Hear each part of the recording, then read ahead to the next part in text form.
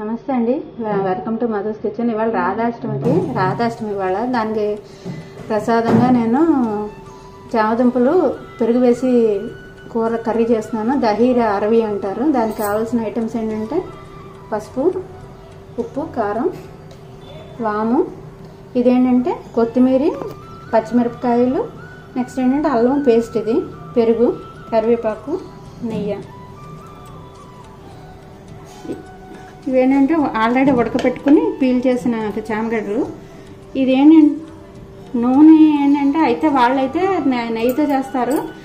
ఎప్పుడైనా ప్రసాదాలు చేసేటప్పుడు అయితే నెయ్యి కానీ ఆవు నెయ్యి కానీ లేదంటే నువ్వుల నూనె, శనగ నూనె, ఈ మూడిట్లో ఏదైనా చేయాలి. రిఫైండ్ ఆయిల్ అవి పనికిరావు అంటారు. కానీ నేను ఎప్పుడు మా ఇంట్లో శనగ నూనె వాడతాను కాబట్టి ఇక శనగ నూనె మూకుట్లో వేసాను. ఇవి వేపుకోవాలండి. వేసాం కదా, హైలో పెట్టాను. ఇవి వేగాలి.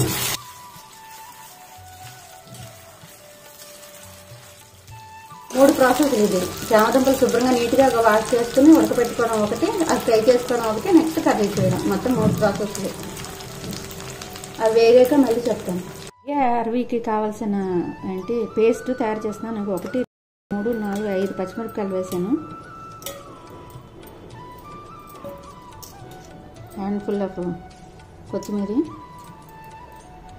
అల్లం ముక్కలు వేసి పేస్ట్ చేయాలి.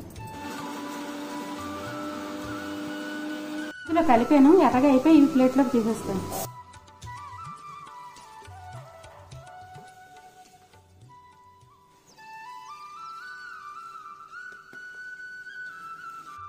ఇందులో 2 స్పూన్స్ నెయ్యి,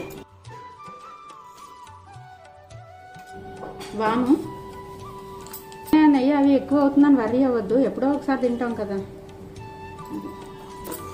ఇవి క్రాక్లు అయ్యాయి. ఇప్పుడు అల్లం పచ్చి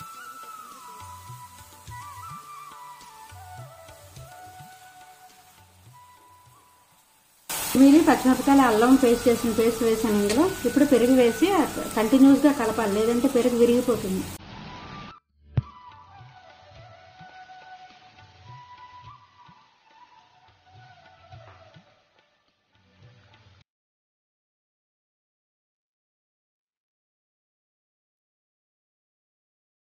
ఇక్కడ పసుపు,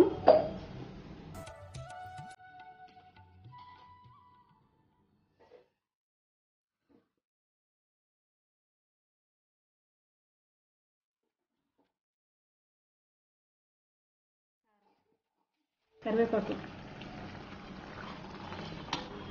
వేయించుకున్న చామదుంపలు. ఇది ప్రాసెస్ ఎక్కువే, కానీ ఏంటంటే బృందావనంలో ఈరోజు కంపల్సరిగా ఇది చేసి స్వీట్ స్టాల్లో కూడా అమ్ముతారు ప్రసాదం.